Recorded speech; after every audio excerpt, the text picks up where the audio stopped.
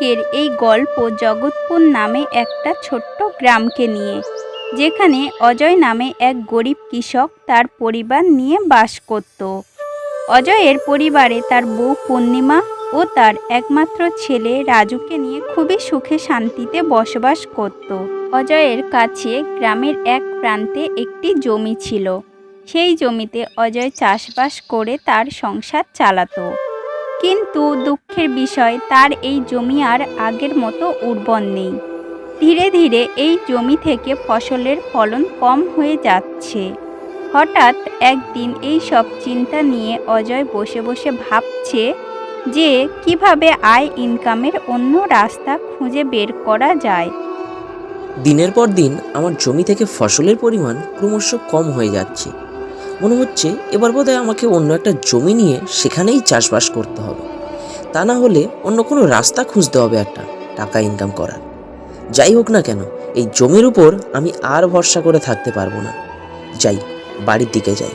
বাড়িতে গিয়ে একবার পূর্ণিমার সাথে এই ব্যাপারে আলোচনা করি, দেখি ও কি রায় দেয়।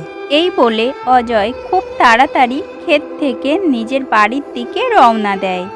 বাড়িতে পৌঁছে অজয় তাড়াতাড়ি পূর্ণিমাকে ডেকে বলে, পূর্ণিমা, ও পূর্ণিমা, আরে তাড়াতাড়ি এদিকে একবার আসো তো, তোমার সাথে খুব দরকারি কিছু কথা আছে আমার।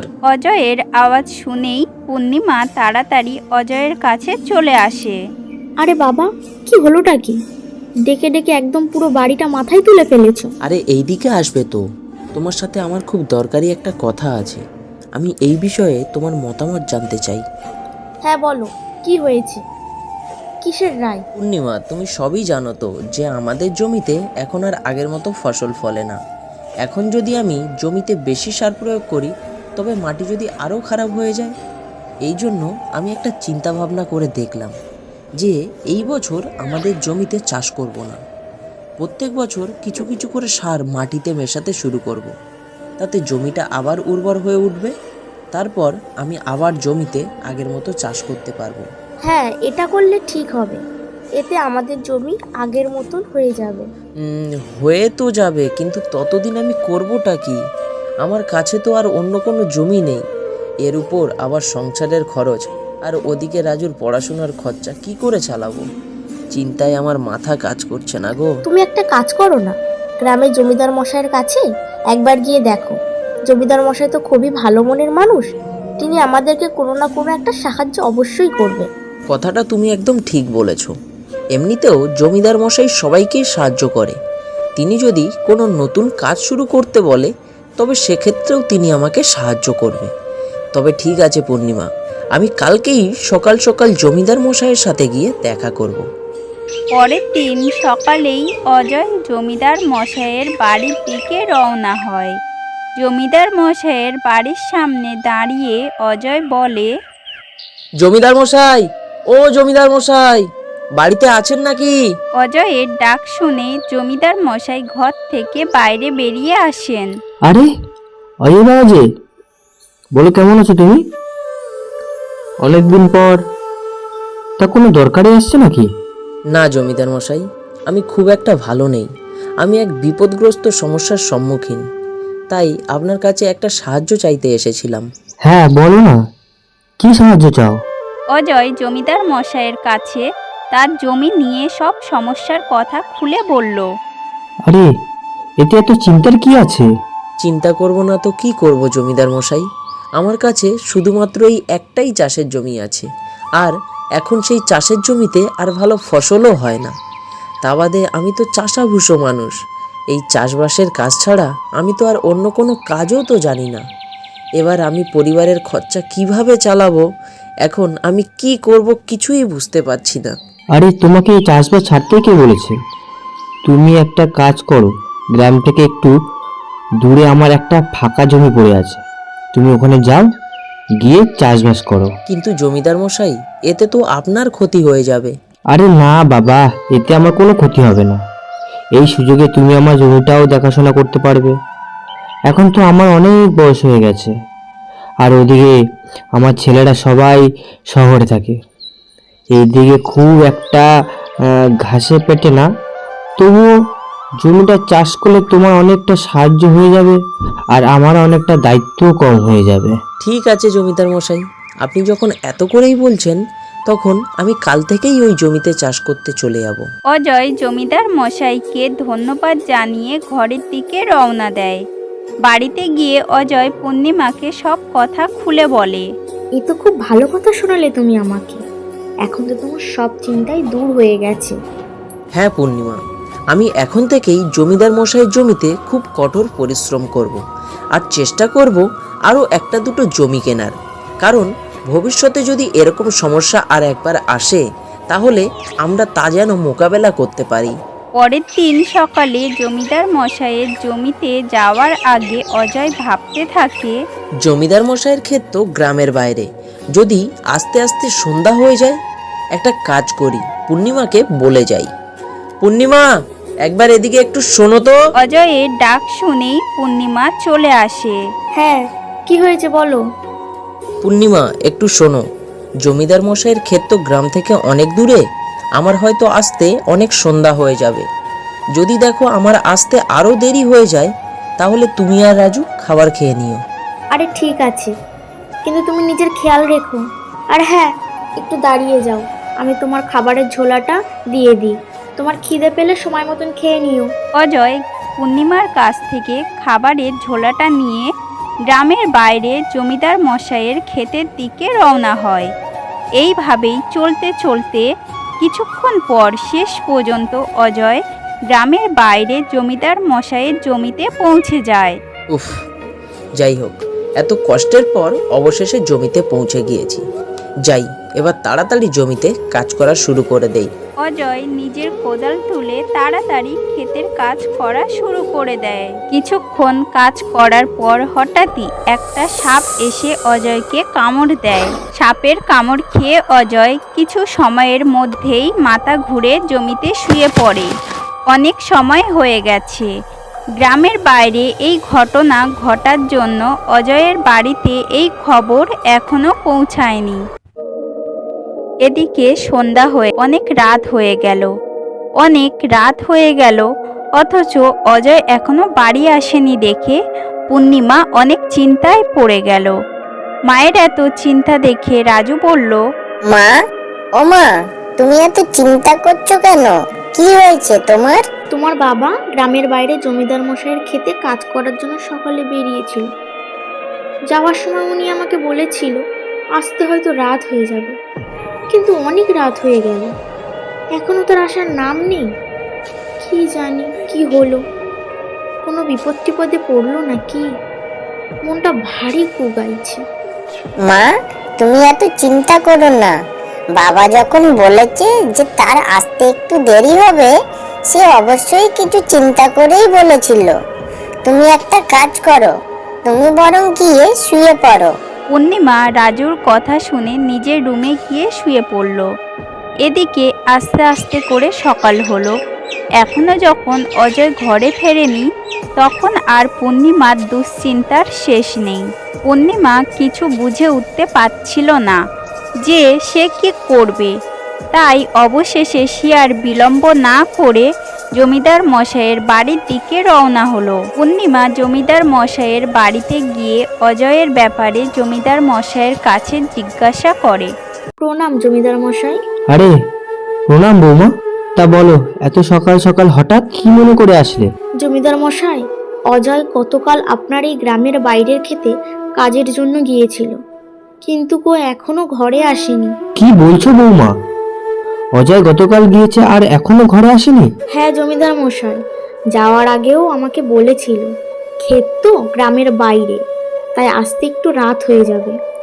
কিন্তু এখন তো রাত পেরিয়ে পরের দিন, সকাল হয়ে গেল, কিন্তু ও এখনো ঘরে ফেরেনি। তুমি চিন্তা করো না বৌমা, আমাকে একটু সময় দাও, আমি এক্ষুনি কাউকে পাঠিয়ে দেখছি অজয়ের খোঁজ নেওয়ার জন্য। কি অজয় এখন কোথায় আছে? জমিদার মশাই তার বাড়িতে কাজ করা রফিককে তাড়াতাড়ি অজয়ের খোঁজে পাঠায়। কিছু সময় পর রফিক জমিদার মশাইয়ের গ্রামের বাইরের ক্ষেতে পৌঁছায়। রফিক ওখানে দৃশ্য দেখে ঘাবড়ে যায়। একই দৃশ্য, অজয়ের পুরো শরীর তো নীল হয়ে গেছে। আমার তো মনে হচ্ছে ওকে কোনো বিষধর সাপে কেটেছে। আমাকে তাড়াতাড়ি এই খবর জমিদার মশাইয়ের কাছে পৌঁছাতে হবে। রফিক এই দৃশ্য দেখার পর ছুটতে ছুটতে জমিদার মশাইয়ের কাছে পৌঁছায়। রফিক যেই জমিদার মশাইয়ের ঘরে পৌঁছায়, রফিক কিছু বলার আগেই জমিদার মশাই ওকে বলে, আরে রফিক, কি হয়েছে? তুমি এইভাবে দৌড়ে আসছো কেন? আর অজয়ের ব্যাপারটা কি, এখনো কোনো কিছু জানতে পারলে? রফিক জমিদার মশাইকে সম্পূর্ণ ঘটনা খুলে বলে, যা ও খেতে দেখেছিল। এই কথা শুনে পূর্ণিমা কান্নাকাটি শুরু করে দেয়। আরে রফিক, তুমি দাঁড়িয়ে না থেকে তাড়াতাড়ি কবিরাজ মশাইকে নিয়ে আসো, অজয়ের কাছে নিয়ে যাও। আমি পূর্ণিমাকে নিয়ে এখানেই আসছি। যাও তাড়াতাড়ি, দেরি করো না। আরে বৌমা, এখন এভাবে ভেঙে পড়ে কান্নাকাটি করো না। তুমি কান্নাকাটি বন্ধ করো আর তাড়াতাড়ি আমার সাথে চলো। এখন তোমার এই কান্নাকাটি অজয় ঠিক হয়ে যাবে না। জমিদার মশাই পূর্ণিমাকে নিয়ে অজয়কে দেখতে ক্ষেতের দিকে রওনা হলো, আর ওদিকে রফিক কবিরাজ মশাইকে আনতে অন্য দিকে রওনা হলো। জমিদার মশাই আর পূর্ণিমা যখন খেতে পৌঁছালো, তখন তারা দেখলো অজয় খেতে জ্ঞান হারিয়ে শুয়ে আছে, আর তার সম্পূর্ণ শরীর নীল হয়ে গেছে। পূর্ণিমা অজয়ের পাশে বসে কান্নাকাটি শুরু করলো। তখন কবিরাজ মশাই চলে আসে।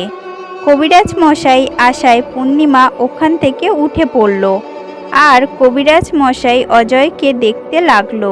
আরে কবিরাজ মশাই, এখন অজয়ের পরিস্থিতিটা কেমন আছে, কি বুঝলেন? দেখুন জমিদার মশাই, আমি আপনাকে মিথ্যা কথা বলে ভরসা দিতে চাই না, কিন্তু অজয়ের অবস্থা খুবই খারাপ। যদিও আমি ওকে বিষ কাটা ওষুধ দিয়ে দিয়েছি, কিন্তু অজয়ের শরীরে বিষ অনেক সময় ধরে ছিল, এই জন্য ও ভয়ানকভাবে জ্ঞান হারিয়ে ফেলেছে। আরে কবিরাজ মশাই, ভয়ানক জ্ঞান হারিয়েছে মানে? এর মানেটাই কি? ভয়ানকভাবে জ্ঞান হারিয়ে ফেলা অবস্থায় মানুষ জীবিত তো থাকে, কিন্তু ওর সমস্ত শরীর অকেজ হয়ে গেছে। এখন অজয় কখন নিজের জ্ঞান ফিরে পাবে সেটা বলা যাচ্ছে না। তো কবিরাজ মশাই, এখন আমরা কি করব? দেখুন জমিদার মশাই, এখনকার জন্য আমি কিছু ওষুধ দিয়ে যাচ্ছি। ওষুধগুলো অজয়কে জলের সাথে মিশিয়ে খাওয়াবেন, আর বাকিটা তো সৃষ্টিকর্তা জানে। কবিরাজ মশাই অজয়কে চিকিৎসা করে ওষুধ দিয়ে ওখান থেকে চলে যায়।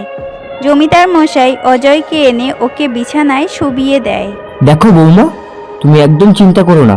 তুমি অজয়ের ভালো করে খেয়াল রেখো, দেখবে ও খুব তাড়াতাড়ি সুস্থ হয়ে যাবে। আর তোমার যদি কোনো জিনিসের দরকার পড়ে তো তুমি আমাকে জানিয়ে দিও।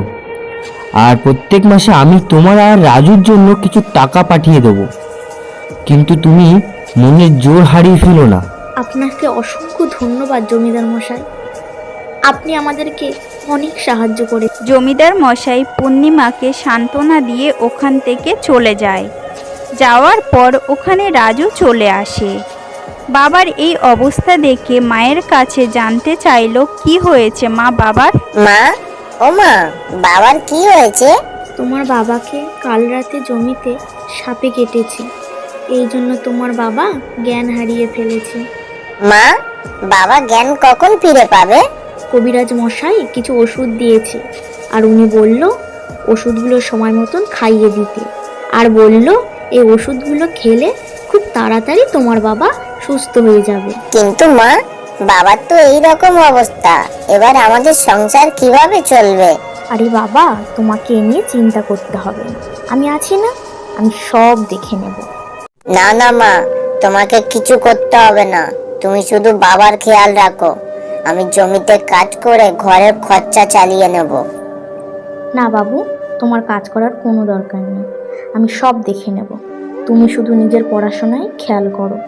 তোমার বাবার স্বপ্ন যে তুমি অনেক বড় অফিসার হবে, আর আমি তোমাকে তা অবশ্যই বানাবো। এর জন্য আমাকে যত কষ্ট করতেই হোক না কেন, আমি অবশ্যই করব। পরের দিন সকালে পূর্ণিমা সোজা জমিদার মশাইয়ের বাড়িতে যায়। প্রণাম জমিদার মশাই। প্রণাম বৌমা, বলো কি হয়েছে? আর অজয় এখন কেমন আছে? জমিদার মশাই, অজয় তো এখনও সেই একই রকম আছে, আর আমার আপনার একটা সাহায্য চাই, এই জন্য আমি আপনার কাছে দেখা করতে চলে আসলাম। হ্যাঁ বলো না, কি সাহায্য চাও? জমিদার মশাই, আমি চাই যে জমি আপনি অজয়কে চাষ করতে দিয়েছিলেন, সেই জমিতে আপনি আমাকে চাষ করার অনুমতি দিন, যাতে ওই জমিতে চাষ করে আমি অজয়ের দেখাশুনো আর ঘরের খরচ চালাতে পারি। আরে বৌমা, তোমার ওখানে কাজ করার কোনো দরকার নেই, আমি আছি না। তোমাদের ঘরে যা খরচা লাগবে আমি প্রত্যেক মাসে পাঠিয়ে দেবো। তা হয় না জমিদার মশাই, আপনি আমাদেরকে এমনিতে অনেক সাহায্য করেছেন, এখন আপনি শুধু আমাকে আপনার জমিতে চাষ করার অনুমতি দিন। আমি এখন নিজের কাজ করে আমার ঘর চালাবো আর আমার ছেলেকে আমি অনেক বড় অফিসার বানাবো। পূর্ণিমা জমিদার মশাইকে অনেক কিছু বোঝানোর পরে জমিদার মশাই ভাবনায় পড়ে গেল। মনে হচ্ছে পূর্ণিমা আর আমার কোনো কথাই শুনবে না। যদি পূর্ণিমা এত দূরেই কাজে করতে চলে যায়, তাহলে অজয় দেখাশোনা করতে পারবে না। তবে আমি একটা কাজ করি, পূর্ণিমার গ্রামের মধ্যে কোনো একটা জমি দিয়ে দিই, তাহলে ও ওই জমি চাষ করতে পারবে আর অজয় দেখাশোনাও করতে পারবে। ঠিক আছে বৌমা, আমি তোমাকে আমার একটা জমি চাষ করতে দিতে পারি, কিন্তু তোমাকে আমার একটা কথা মানতেই হবে। হ্যাঁ জমিদার মশাই, বলুন না। বৌমা, তোমাকে আর আমার গ্রামের বাইরে ওই জমিটা চাষ করতে হবে না। তোমার ঘরের পাশে আমার একটা জমি আছে, তুমি ওখানেই কাজটা করো। তাতে করে তুমি নিজের ঘরের আর অজয়ের দুদিকেই খেয়াল রাখতে পারবে। জমিদার মশাই, এতে তো আমার অনেক সুবিধা হয়ে গেল। কিন্তু বৌমা, এখানে একটা ছোট্ট সমস্যা আছে। ওই জমিটায় গ্রামের বাইরের জমিটার থেকে একটু ছোট। তাতে কোনো অসুবিধা নেই জমিদার মশাই, ওই জমিটা আমার ঘর থেকে কাছে, এটাই অনেক বড় কথা। আমি খেতে কাজ করার পাশাপাশি অন্য কারোর ঘরে কোনো কাজ করে নেব, যাতে ওই টাকা দিয়ে আমি রাজুর পড়াশোনার খরচ চালাতে পারি। আরে বৌমা, তোমার এত কাজ করার কি দরকার আছে? জমিদার মশাই, আমাকে কাজ করতেই হবে। অজয়ের স্বপ্ন ছিল যে ও রাজুকে অনেক বড় অফিসার বানাবে। আমার সেই স্বপ্ন পূরণ অবশ্যই করতে হবে। যদি আমি কাজ না করি, তবে অজয়ের সেই স্বপ্ন কখনোই পূরণ হবে না। অজয় এর এই স্বপ্ন পূরণ করার জন্য আর ঘর চালানোর জন্য আমাকে এই কাজের ভার নিতেই হবে। জমিদার মশাই পূর্ণিমার মনের জোর দেখে অবাক হয়ে যায়। বৌমা, তোমার মনের জোরের উপর আমার সম্পূর্ণ ভরসা আছে যে তুমি অবশ্যই সফল হবে। আমি তোমাকে যথাসাধ্য সাহায্য করব। তুমি কঠোর পরিশ্রম করো, সৃষ্টিকর্তা তোমার সাথে আছে। পূর্ণিমা জমিদার মশাইয়ের গ্রামের মধ্যে জমিটিতে কাজ করা শুরু করে দিয়েছে। পূর্ণিমা সকালে জমিতে চাষ করে দুপুরবেলা লোকের বাড়িতে গিয়ে ঝাঁট দেওয়া, রান্না করা, বাসন মাজা, এই সব ছোটোখাটো কাজ করে। কিছুদিন পর আস্তে আস্তে পূর্ণিমার কাজের ফল শুরু হয়ে গেছে। জমিতে ভালো ফসল হয়েছে। সেই ফসলের টাকায় পূর্ণিমা নিজের ঘরে সমস্ত খরচা সামলায়। আর এদিকে অন্যের ঘরে কাজ করে পূর্ণিমা যে টাকা পেয়েছিল সেই টাকা দিয়ে রাজুর স্কুলের খরচা চলে গেল। বাবু, আমি চাই তুমি মন দিয়ে পড়াশোনা করো। শুধু তোমার বাবার স্বপ্ন তুমি বড় অফিসার হও। তোমার জন্য আমার যতই কঠিন পরিস্থিতি আসুক না কেন, আমি সব কিছুর মোকাবিলা করে নেব। মা, আমি কঠোর পরিশ্রম করব, বাবার স্বপ্ন আমি একদিন অবশ্যই পূরণ করব। পূর্ণিমার পরিশ্রম দেখে গ্রামের লোকেরাও কাজের প্রতি আগ্রহী হয়ে ওঠে। তারা দেখেছে যে একজন মা তার ছেলের জন্য, পরিবারের জন্য কিভাবে পরিশ্রম করে চলেছে, কিভাবে সব বিপদের মোকাবিলা করেছে। আর এদিকে অজয়ের অবস্থা আস্তে আস্তে অনেক ঠিক হতে লাগে। কবিরাজ মশাইয়ের ওষুধ আর পূর্ণিমার দেখাশোনায় বিষের প্রভাব আস্তে আস্তে কম হতে লাগে। হঠাৎ একদিন অজয়ের জ্ঞান ফিরে আসা দেখে পূর্ণিমা খুবই খুশি হয়ে ওঠে। অজয়, তোমার জ্ঞান ফিরে এসেছে। হে সৃষ্টিকর্তা, তুমি আমার প্রার্থনা শুনেছো। পূর্ণিমা, আমি তোমাকে আর রাজুকে অনেক বিপদের মুখে ফেলেছি। অজয়, তুমি আমাদের সব কিছু। যতক্ষণ তুমি অসুস্থ ছিলে ততক্ষণ আমি পরিবারের সমস্ত ভার নিজের মাথায় তুলে নিয়েছি। এখন দেখো, সৃষ্টিকর্তার কৃপায় সব কিছু ঠিক হয়ে গেছে। এইভাবে কয়েক বছর কেটে গেল। এদিকে রাজুর পড়াশোনাও ঠিকভাবে হতে লাগলো। এখন রাজু অনেক বড় অফিসার হয়ে গেছে।